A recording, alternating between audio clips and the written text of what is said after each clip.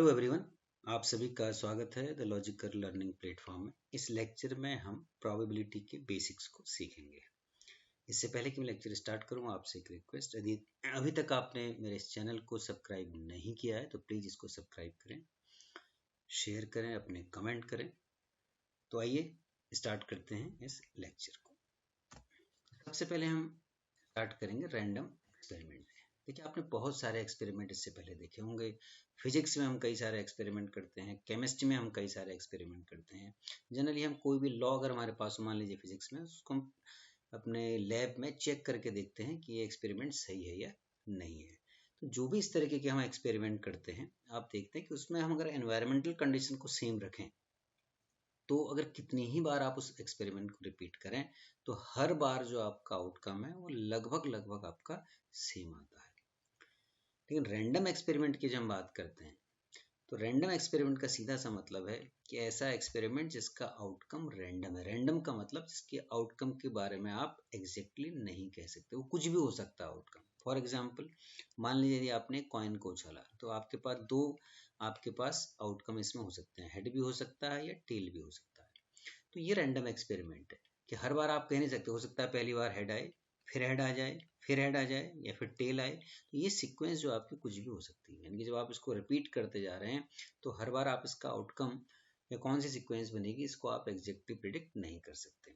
तो ऐसे सारे एक्सपेरिमेंट जहाँ पर आपका आउटकम रैंडमली डिसाइड हो रहा है, कुछ भी हो सकता है, उसे कहते हैं रैंडम एक्सपेरिमेंट। और जब हम प्रोबेबिलिटी में बात कर रहे हैं तो हम रैंडम एक्सपेरिमेंट की ही बात कर रहे हैं।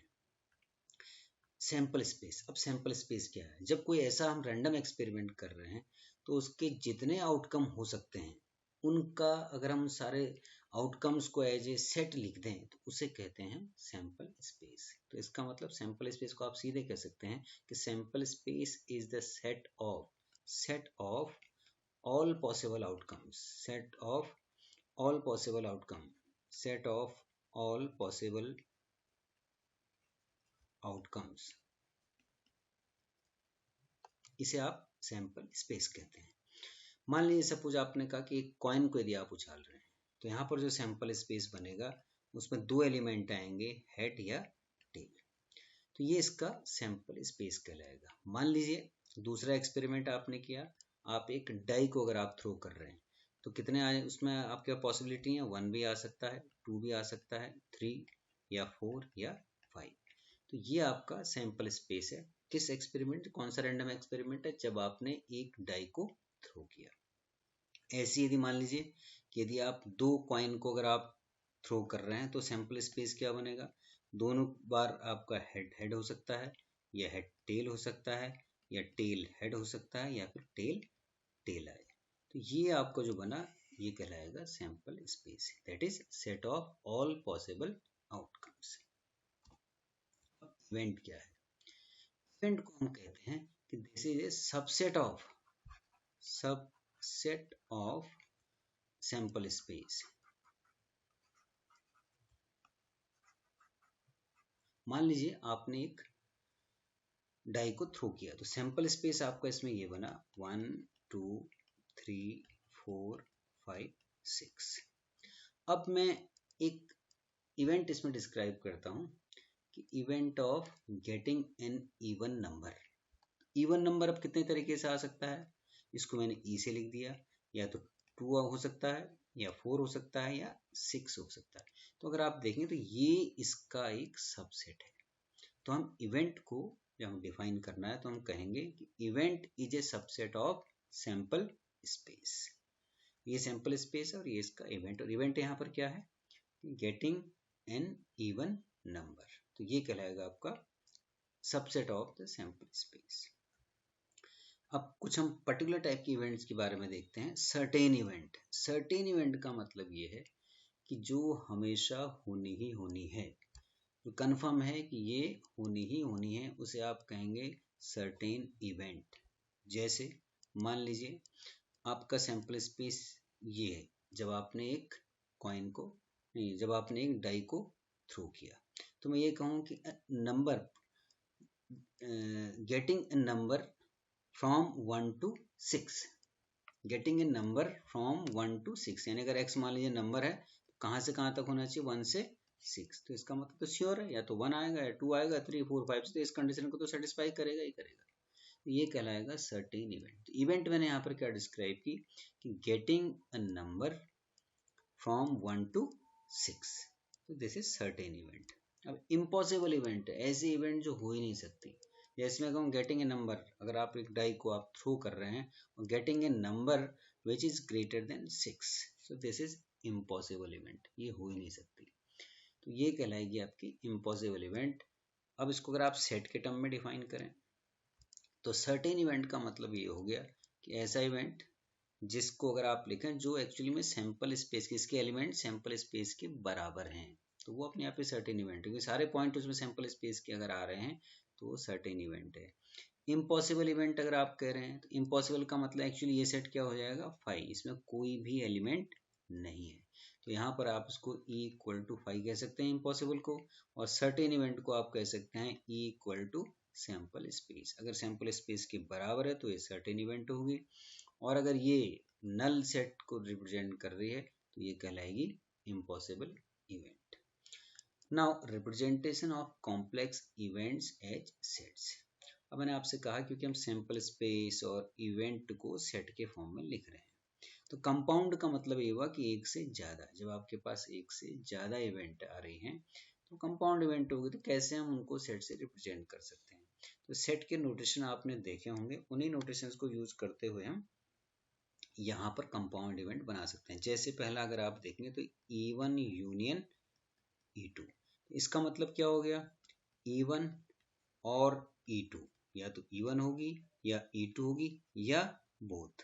तो ये तीन चीजों को रिप्रेजेंट कर रहा है, ध्यान दीजिएगा, या तो E1 या E2 या फिर दोनों की दोनों। जब आप यूनियन कैलकुलेट करते हैं दो सेट्स का तो उसमें वो सारे एलिमेंट आ जाते हैं जो या तो E1 में हो या E2 में हो या फिर दोनों में हो। तो E1 यूनियन E2, E1 और E2 और बोथ, तो ये आपका रिप्रेजेंटेशन है किसका, E1 और E2 और बोथ का। ऐसे अगर आप कहें कि E1 एंड E2, इसका मतलब क्या हुआ कि E1 एंड E2 इंटरसेक्शन जब हम लगा रहे हैं तो ये रिप्रेजेंट कर रहा है कि दोनों हो रही है, E1 भी हो रही है और साथ साथ में E2 भी हो रही है, दोनों इवेंट आपके साथ साथ में हो रही है, E1 एंड E2। कोई अगर हमारे पास E है तो E डैश अगर हम लिख रहे हैं, E डैश का मतलब हो गया कॉम्प्लीमेंट्री,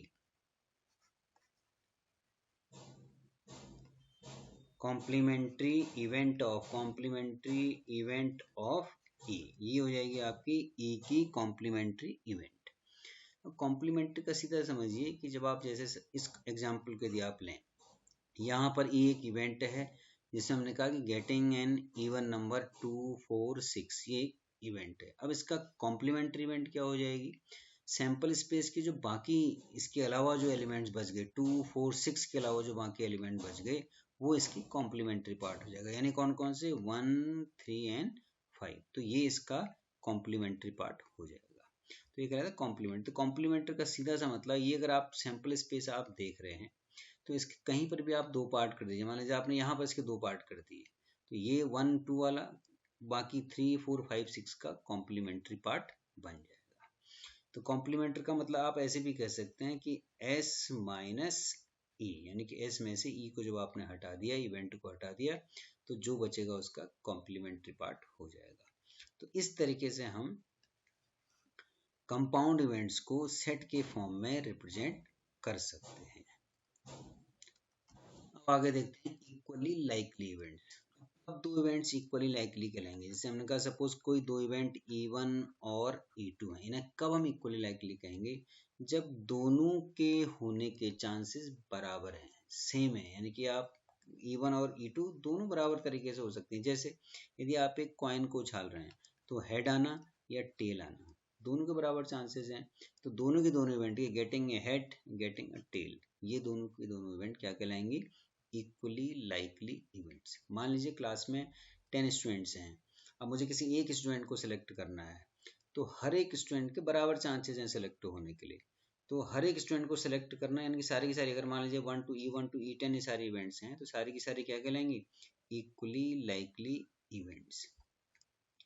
म्यूचुअली एक्सक्लूसिव इवेंट्स, अब म्यूचुअली एक्सक्लूसिव कब कहलाएंगे, जब दो इवेंट्स अगर आपके पास E1 एंड E2 हैं, ये जो दो इवेंट्स हैं अगर ये कभी भी साथ ना हो सकती हो, यानी कि अगर आप इसका दो अगर इसको सेट के फॉर्म में अगर आप देखें तो सेट के फॉर्म में इसका मतलब इनका इंटरसेक्शन क्या आ रहा हो, फाई आ रहा हो, तो ये कहलाएंगे म्यूचुअली एक्सक्लूसिव, यानी कि दोनों की दोनों इवेंट जो कभी भी साथ में नहीं हो सकती, ये कहलाएंगी म्यूचुअली एक्सक्लूसिव। अब अगर आप इसी को देखें तो हेड आना और टेल आना ये इक्वली लाइकली भी हैं, और साथ में अगर आप देखेंगे तो ये म्यूचुअली एक्सक्लूसिव भी हैं, क्योंकि हेड और टेल आना जहाँ इक्वली लाइकली हैं कि कुछ भी आ सकता हो, लेकिन दोनों की दोनों इवेंट साथ में नहीं हो सकती, या तो हेड ही आएगा या टेल ही आएगा। अगर आप एक सिंगल थ्रो करें तो सिंगल थ्रो में या तो आपको हेड मिलेगा या आपको टेल मिलेगा, तो ये जो दो इवेंट हैं म्यूचुअली एक्सक्लूसिव इवेंट्स भी हैं।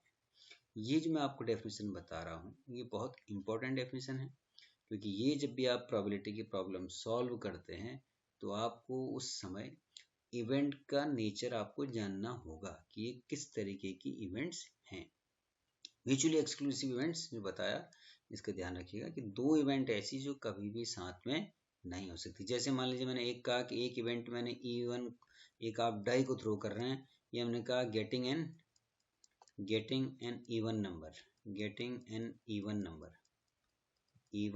नंबर, और दूसरी आपकी सपोज E2 जो इवेंट होगी गेटिंग एन ऑड नंबर। अब जो आप जब डाई को आप थ्रो कर रहे हैं आधे नंबर उसमें E1 है आधे नंबर उसमें ऑड है, तो इवन अगर इवन नंबर और ये ऑड नंबर है तो या तो इवन ही आएगा ऑड नंबर आएगा या फिर इवन नंबर आएगा, तो ये दोनों इवेंट भी म्यूचुअली एक्सक्लूसिव इवेंट्स हैं। नाउ एग्जॉस्टिव इवेंट्स का मतलब है कि सारे के सारे जितने केसेस हैं, इसका मतलब सीधा सा सैंपल स्पेस को आप ले रहे हैं, सैंपल स्पेस के जितने भी सारे एलिमेंट्स हैं उस सेट को अगर आप ले रहे हैं, यानी पूरा का पूरा सैंपल स्पेस ले रहे हैं, तो उसे कहते हैं एग्जॉस्टिव इवेंट्स, यानी कि सारे के जितने भी सैंपल स्पेस में आपने अलग अलग एलिमेंट्स हैं या उन सारे इवेंट्स को आप ले रहे हैं तो वो कहलाएगा एग्जॉस्टिव इवेंट। या ऐसा भी कह सकते हैं कि मान लीजिए आपने पास E1 अलग अलग सबसेट हैं, इसके एक सबसेट है E1 है दूसरा सबसेट है E2, अब ये कब E1 और E2 एग्जॉस्टिव कहलाएंगे, यदि E1 और E2 यानी इनका यूनियन ले लें तो इसका मतलब किसके बराबर आना चाहिए, सैंपल स्पेस के बराबर। So in general E1 E2 E3 up to suppose आपने कहा n है आपके पास E1 union E2 up to union, ऐसे अगर आपके पास n इवेंट हैं कब एग्जॉस्टिव कहलाएंगी, यदि इनका यूनियन सैंपल स्पेस के बराबर हो जाए। तो एग्जॉस्टिव का सीधा सा मतलब है कि सैंपल स्पेस में जितने सारे पॉइंट्स थे वो सारे के सारे आपने कंसीडर कर लिए हैं इन इवेंट के थ्रू। तो मैथमेटिकली अगर इनका सबका यूनियन आपके सैंपल स्पेस के, सॉरी यहाँ पर यूनियन नहीं लिखनी, यहाँ पर इक्वल, इनका यूनियन अगर सैंपल स्पेस के बराबर आ रहा हो तो उसे एग्जॉस्टिव इवेंट्स कहेंगे। इंडिपेंडेंट इवेंट, अब ये बड़ा इंपॉर्टेंट कॉन्सेप्ट है इंडिपेंडेंट इवेंट्स। मान लीजिए उन्होंने कहा दो आपके पास इवेंट है E1 और E2, ये कब इंडिपेंडेंट कहलाएंगी, यदि E2 का होना E1 के होने पर डिपेंड नहीं करता हो। जैसे फिर से वही अगर एग्जांपल लें आप, आपने कहा हेड आना और टेल आना, ठीक, पहली मान लीजिए आप किसी कॉइन को दो बार थ्रो कर रहे हैं, ये फर्स्ट टाइम में आपने थ्रो किया, सपोज ये E1 होगी ये फर्स्ट टाइम आपने, और सपोज ये दूसरी टाइम आप थ्रो कर रहे हैं टेल, तो पहली बार क्या आ रहा है हेड और दूसरी बार हमने कहा सपोज टेल, तो दोबारा जो आ रहा है ये E2 जो हो रही है, दोबारा जो क्या आउटकम आएगा, ये आउटकम टेल के बदले हेड भी हो सकता है।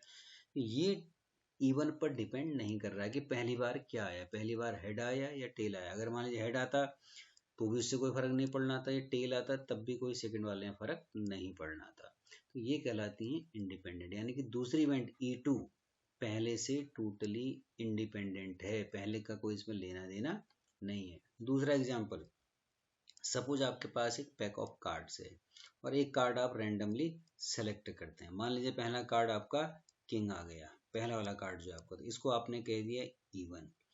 अब आपने उस कार्ड को फिर से दोबारा पैक ऑफ कार्ड से मिला दिया, और मिला दिया तो फिर से आपके 52 कार्ड्स हो गए। अब दूसरा कार्ड क्या आएगा E2, मान लीजिए मैंने इसको कहा कि ये क्वीन है, ये क्वीन है, तो इसका E2 जो इवेंट होना E1 पर टोटली इंडिपेंडेंट है। तो ये जो दोनों के दोनों इवेंट्स हैं E1 और E2 ये इंडिपेंडेंट कहलाएंगे। और इंडिपेंडेंट के केस में जब भी हमारा इंडिपेंडेंट होता है, दोनों की दोनों इंडिपेंडेंट है, तो इसको हम आगे देखेंगे कैसे हम इसको प्रोबेबिलिटी के लिए यूटिलाइज कर सकते हैं और कैसे हम इंडिपेंडेंट इवेंट की प्रोबेबिलिटी निकालेंगे। ये हम आगे जब हम कंपाउंड इवेंट को हम स्टडी करेंगे तब हम देखेंगे। अभी हम केवल समझ रहे हैं कि इवेंट्स क्या है, इंडिपेंडेंट इवेंट्स का मतलब क्या है, ऐसे ही अब डिपेंडेंट इवेंट का मतलब क्या है। डिपेंडेंट का मतलब ये है दो इवेंट E1 हैं और E2 हैं। अब ये कब डिपेंडेंट कहलाएंगी, यदि E2 का होना E1 पर डिपेंड कर रहा है। अब कैसे डिपेंड कर रहा है, जैसे एक एग्जांपल मैं आपको दूं, मान लीजिए आपके पास एक पैक ऑफ कार्ड्स है, तो E1 है, मान लीजिए कि पहला कार्ड आपका किंग आ जाए। अब आप यहाँ पर हम क्या कर रहे हैं, जैसे पहले वाले केस में तो हमने कहा कि कार्ड को आपने पैक ऑफ कार्ड में दोबारा मिला दिया, लेकिन यहाँ पर अगर मैं ये कहूँ कि पहली बार जो हमने कार्ड ड्रॉ किया उस कार्ड को ड्रॉ करने के बाद हम फेंक रहे हैं, उस कार्ड को हम दोबारा वापस पैक ऑफ कार्ड में नहीं मिला रहे हैं। तो अब E2 अगर मुझे क्वीन को सेलेक्ट करना हो तो ध्यान दीजिए, अब जब आप क्वीन को सेलेक्ट कर रहे हैं तो E2 पे कुछ ना कुछ E1 का इफेक्ट आ रहा है। और क्या इफेक्ट आ रहा है कि E1 के टाइम पर तो आपके पास पैक ऑफ कार्ड में 52 कार्ड्स है, लेकिन अब क्योंकि आपने जो पहला बार जो आपने कार्ड सेलेक्ट किया उस कार्ड को आपने वापस नहीं मिलाया, तो E2 के सिलेक्शन के टाइम पर वहां पर केवल 51 कार्ड्स हो गए। तो इसका मतलब इसमें इफेक्ट पड़ रहा है, अब आप 52 सेलेक्ट नहीं कर रहे हैं, अब आप 51 से सिलेक्ट कर रहे हैं, तो ये इफेक्ट इसमें आ रहा है। इसका मतलब E2 E1 पर डिपेंडेंट है, तो ये कहलाती हैं डिपेंडेंट इवेंट। अगर आप वापस इसको कार्ड में पैक ऑफ कार्ड में मिला दें तो फिर ये इंडिपेंडेंट हो जाएगा, लेकिन यदि आप जो कार्ड आपने सेलेक्ट कर दिया और उसको आप थ्रो कर दें तो फिर ये E1 और E2 डिपेंडेंट कहलाएंगे, क्योंकि E2 पर E1 का इफेक्ट आ रहा है। कॉम्प्लीमेंट्री इवेंट्स मैंने ऑलरेडी आपको बता दिया कि अगर आपकी E कोई इवेंट है तो, और सैंपल स्पेस इसका मान लीजिए आपने कहा S है, तो कॉम्प्लीमेंट्री को हम डिनोट करते हैं E डैश से, इसको आप S माइनस S, इसको आप S माइनस E लिख सकते हैं। तो कॉम्प्लीमेंट्री का मतलब बाकी वाला बचा हुआ part. Now classical approach of calculating probability. अब क्लासिकल अप्रोच में हम क्या करते हैं कि हम कोई, मान लीजिए हमारे पास इवेंट E है, तो हम इसको देखते हैं कि इस जो इसका सैंपल स्पेस है, यानी कि हम टोटल इसके तरीके कितने हो सकते हैं जो आपका सैंपल स्पेस है वो बता रहा है टोटल वेज, जो एक्सपेरिमेंट और टोटल कितने तरीके से आपका हो सकता है। और जो इवेंट है, इवेंट के होने के कितने तरीके हैं। ई तो आपको क्या हमने कहा क्लासिकल अप्रोच में क्या कर रहे हैं, तो जिस एक्सपेरिमेंट को जो ई आपने लिया, जिस किसी भी सैंपल स्पेस का ये सबसेट है, तो उस सैंपल स्पेस में कितने एलिमेंट यानी कितने तरीके से वो एक्सपेरिमेंट आपका हो सकता है उसको आप देख रहे हैं, इसे हम कह रहे हैं टोटल वेज। और जिस इवेंट की आप प्रोबेबिलिटी कैलकुलेट करना चाह रहे हैं वो इवेंट कितने तरीके से हो रही है, तो इसे हम कह सकते हैं फेवरेबल वेज। या इसको ऐसे भी लिख सकते हैं कि नंबर ऑफ एलिमेंट्स ई में कितने थे, क्योंकि ई किसका हमने कहा सबसेट है, किसका सैंपल स्पेस का। तो नंबर ऑफ ई का मतलब ये हो गया कितने तरीके से ये फेवरेबल वेज हो सकते हैं या कितने तरीके से इवेंट हो सकती है। और टोटल वेज में आप कहें तो ये आ गया number of elements in sample space. ये आपकी क्लासिकल अप्रोच कहलाती है प्रोबेबिलिटी कैलकुलेट करने के लिए। और यहाँ पर क्योंकि हमें नंबर ऑफ वेज कैलकुलेट करने हैं, अगर आप कोई भी इवेंट के लिए सैंपल स्पेस लिख सकते हैं और इवेंट को एज सेट के फॉर्म में लिख सकते हैं तो ये तो नंबर आप आराम से काउंट कर सकते हैं। लेकिन कई बार इतना लिखना, एलिमेंट हर एक एलिमेंट को लिखना पॉसिबल नहीं हो पाता है, तो इसलिए आपको काउंटिंग टेक्निक्स का आना जरूरी है। इस काउंटिंग टेक्निक्स के लिए आप मेरे पुराने लेक्चर्स में, वीडियो लेक्चर्स को देख सकते हैं कि कैसे हम डिफरेंट तरीके से काउंटिंग को कर सकते हैं। तो यहाँ पर मैं आपको छोटा सा अगर एग्जांपल दूं, मान लीजिए अगर आप एक डाई को आप थ्रो कर रहे हैं तो सैंपल स्पेस n आपको मालूम है कि इसमें 1 2 3 4 5 6 एलिमेंट्स इसमें होंगे। यदि आपने कहा इवेंट, सपोज आपने कहा probability of getting an even number, तो इवन नंबर का मतलब 2 4 6 ये हो गया। तो प्रोबेबिलिटी ऑफ ई जो हो गई, क्योंकि यहाँ पर 3 है तो 3 by 6 सो दिस इज 1/2। तो बड़ा सिंपल सा तरीका है। जब आप एक सिंपल सी इवेंट की बात कर रहे हैं तो उसमें आपको ये नंबर काउंट करने पड़ेंगे, फेवरेबल नंबर ऑफ वेज क्या है और टोटल नंबर ऑफ वेज क्या है। आइए कुछ ऐसे हम छोटे से एग्जांपल लेते हैं और इसके थ्रू हम समझते हैं।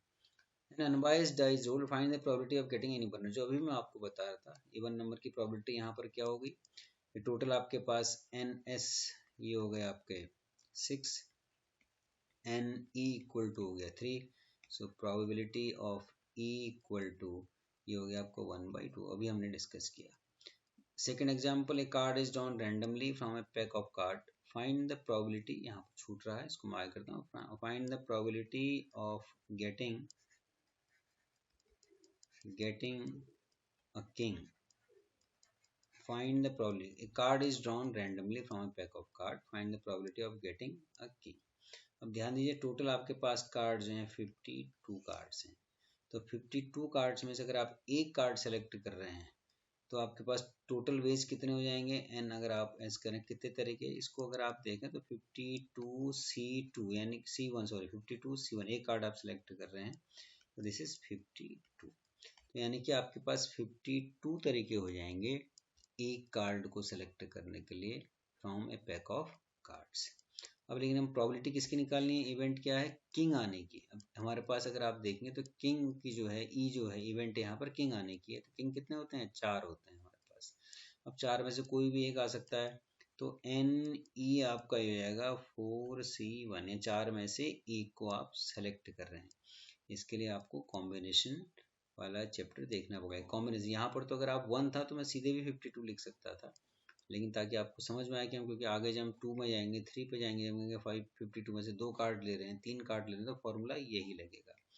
तो ये आ जाएगा आपका 4C1 4। तो probability of E is equal to 4/52, 1/13 ये आपकी प्रोबेबिलिटी आ जाएगी 1/13। इस तरीके से हमें क्या करना है कि काउंट करना है total number of veg and favourable number of veg. For example यदि हम देखें, हम यहाँ पर लिखा है कि bag contains 3 white 3 black balls, 3 white और 3 ब्लैक बॉल हैं। 4 balls are drawn at random, find the probability that there are 1 white ball and 2 black balls are selected। अब टोटल हम कितनी कैलकुलेट सेलेक्ट कर रहे हैं, 4 बॉल ले रहे हैं। अगर आप टोटल वेज देखेंगे इसको, टोटल नंबर ऑफ वेज तो ध्यान दीजिए बॉल आपकी हैं 6, 3 वाइट प्लस 3 ब्लैक, और सेलेक्ट कितने कर रहे हैं 4, तो कोई भी 4 हो सकती हैं। तो 6 में से 4 बॉल सेलेक्ट करने का तरीका क्या होगा, 6C4। और इसे आप कैसे कैलकुलेट कर रहे हैं, इसे आप लिख रहे हैं फैक्टोरियल 6 अपॉन फैक्टोरियल, देखिए फॉर्मूला क्या होता है, factorial n upon factorial r यानी factorial 4 n minus r factorial 2। इसे कैसे करेंगे आप, 6 × 5 × फैक्टोरियल 4। आगे इसको ओपन करने की जरूरत नहीं क्योंकि नीचे फैक्टोरियल 4 ऑलरेडी दिया हुआ है जो कि कैंसिल हो जाएगा। फैक्टोरियल 2 इक्वल टू 2, ये कैंसिल हो गया, ये हो गया आपका 3, तो ये आ गया 15।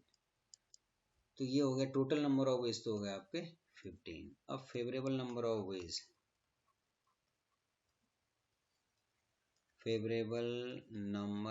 ऑफ वेज, ये क्या हो जाएगा। अब यहाँ पर हम क्या करेंगे, find that there are 1 white ball and 2 black ball.